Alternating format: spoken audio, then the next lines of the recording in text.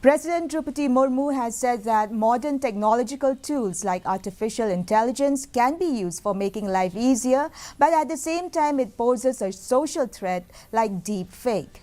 To overcome this, moral-based education can be shown as the direction, she said.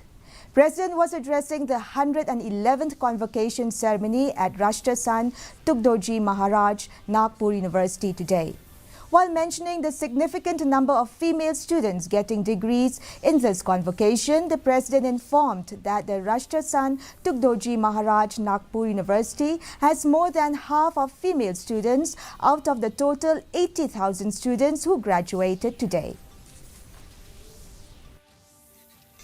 इस दीक्षांत समारोह के दौरान ग्रेजुएशन और पोस्ट ग्रेजुएशन की डिग्री प्राप्त करने वाले सभी विद्यार्थियों को मैं बहुत बहुत बधाई देती हूँ।